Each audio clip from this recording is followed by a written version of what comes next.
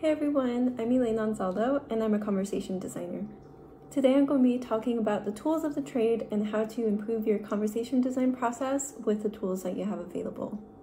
So generally when we think about conversation design, our mind might go to words, flowcharts. You don't really think, oh, as a conversation designer, I need to be on Figma. That's where you're wrong. So Figma can be a really powerful tool for conversation designers. It's really not just for multimodal designers if you're designing for both screen and voice. Figma can also help you out in your brainstorm process, how you communicate your high-level flows to your cross-functional partners. And depending on which tools are permitted by your organization, you can also prototype voice interactions in Figma itself. All right, so the first thing about Figma that I want to show is actually FigJam. For those of you who haven't used FigJam before, it's basically like a Miro or mural board. Basically, it's a big open canvas. You can drag and drop anything, type anywhere. It's supposed to be the equivalent of a notebook, pen and paper, but just digital form. And the reason why I love FigJam so much is actually because I've used Figma a lot for my designs, and if I use FigJam for my flowcharts, then basically all of my designs are in a single tool all in one place, and it's really easy to link them to each other. Or even the nice thing about FigJam is that anything that you create here in FigJam, even if they're FigJam specific components, you can copy and paste them over to your Figma file, and that way it literally is everything in one place. So what we're going to do right now is basically, I'm just going to show you guys where to find the template so that you can create your flowcharts. So it'll be here under this little middle option. So here there are so many templates, stickers, widgets, really endless possibilities, but what we're focusing on is really diagramming or flowcharting. And the template that you need to add in is called Diagram Basics. So you just add that template and there you go. Any shape that you need for a conversational design flowchart is here already. And the nice thing about FigJam actually is that you can copy and paste and it'll basically, if you keep putting shapes next to each other, you can make sure that they're aligned properly. So one thing that I know about conversation designers is that they can very easily become fixated on things being pixel perfect, but actually what you need from a flowchart tool is just the shapes, and can I add the text that I need to without worrying about the shape form or colors or anything like that. So FigJam kind of eases all of those problems. The thing that I like as well is that like adding connections between shapes is really easy. You can literally just hover over any of the sides of this shape and it'll automatically add a new shape as well. If you just click on the connector tool here at the bottom, you can create your own arrows to make sure that you are linking to the right shape and not just adding new shapes arbitrarily. So if you're not familiar with flowcharts or what these shapes mean, I would highly suggest you to check out multiple resources, including the Conversations with Things book by Diana Deibel and Rebecca Evanhoe. I think they actually have a whole chapter dedicated to flowcharts and what conversation designers, how they use them, what the shapes mean, anything like that. Another example that I find, like if it's really hard to just kind of read what each shape means, this is very minimal resource, but I'm going to call it out anyway. So this is a resource on the Zeppelin website. I'm not calling out the entire tool or the entire page. You actually have to scroll down. And it's this section that I really like. So this little animation, if you've ever had trouble wondering, like, how can I see like a flowchart in action? I really love this animation because it really shows how you can have a user journey mapped out with actual design and UI, but also add like these notes to yourself or have these decision points of like, well, okay, here's where the journey would branch. And if you've ever had a hard time visualizing that with flowcharts, this is a really, really nice example of that.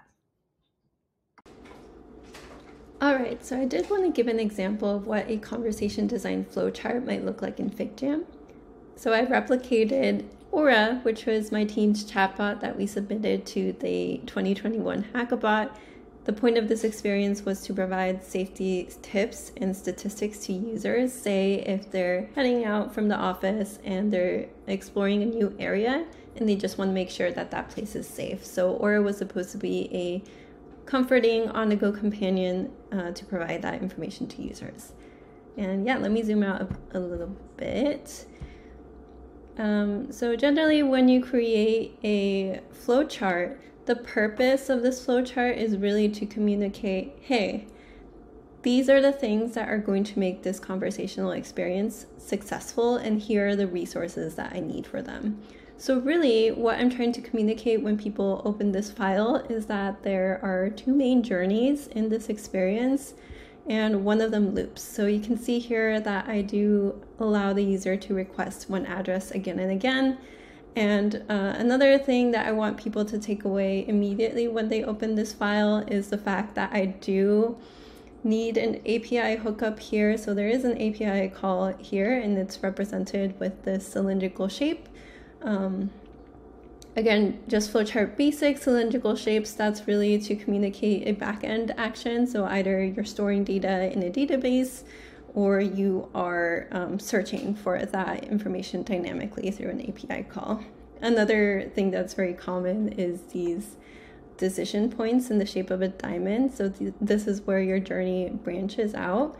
And the thing that I like specifically about FigJam for flowcharts is that if you double click any arrow, you can actually add text directly to that connector point. So you can see here that I did it for a decision to search for the address. If the user says yes or no, like the user journey branches out, and it's very clearly represented because I'm able to put that text here directly into the arrow. Just standard rule of thumb, if you're creating a flowchart, always follow the visual hierarchy rules. So when you're creating a flowchart, start from top to bottom, and then always move from left to right. You can see here after my decision point, where the first point where you see some branching in my journey, I opted to put the next node down, and then from there, the journey keeps going to the right. So I did not go search for address and then the node goes up or the next node is down and to the left. This is just a common standard practice so that other people can easily understand what's going on in this flowchart. Quick call out. As you can see here, this is very high level, and I have omitted purposely explicit user input and bot responses. And the reason that I do that is that generally flowcharts for me are a way for me to understand the experience, or for me to give that high level understanding of the conversational experience to someone else. It's really not where I'm requesting that feedback for the exact wording that I use or the tonality, branding. All of that I will do in a separate document, maybe like a Google slide, Notion doc, Google doc. I'll communicate that through sample dialogues because I've found the most success using sample dialogues to communicate the experience to my cross-functional partners. Like that back and forth interaction is always very easily understandable by others, and I prefer to do it that way. Also, because in my previous role, I directly was responsible for including those bot responses in our SaaS platform. So I didn't explicitly need to put those bot responses in my flowcharts for handoff. I was the only one doing that, so I could keep all of those responses in a separate place. Now, the last thing I wanted to show about Figma is actually there are so many plugins to accelerate your workflow or to give you extra resources. And one of them I'm very excited to share is the NLX Voice Compass plugin that I used to use all the time at work. I mentioned it during talks or interviews that I've done, and it was the way that I used to do my work and was able to kind of keep my brainstorming all in one place and not have to context switch between needing to prototype a voice interaction, like by playing it in the platform that I was building on. Like I could keep my brainstorming on Figma. So you can find it in the Figma community. It's called Voice Compass by NLX. And essentially what it does, you'll need to do a couple of steps to set it up, just disclaimer. But once you do have it set up, anything on Figma is considered like a point of data, some kind of element. So basically what you can do is click on any element and you can use it to add voice metadata to that particular element. So here I've actually copied in the welcome message that I created for Aura, and let me just switch it to Australian English. Basically what you can do is you can just type in your bot response here and then click play, and you can actually hear it so that you can have your visuals all in one place and as well be able to craft the response and edit it, iterate as needed. So I'm going to play it so y'all can hear what I've been so excited about. Hi, I'm Aura. I can help you find a location's historical crime data so you can be better prepared. Should I look some place up for you? And that's it. That's really what I've used for work. It was a really essential part of my workflow to be able to have a UI element and just attach data to it. So literally, this is a screenshot, but if I had the component here of like the iPhone mockup, I could attach voice metadata to basically any part of the experience. So if this were like Slack, I could, well, if it were like a mockup with some kind of chat and there were like a CTA or call to action button, I could add voice metadata to that particular call to action button and not anywhere else on the screen. So that way, like depending on like the option that you've chosen, we can have like different voice interactions, voice reminders.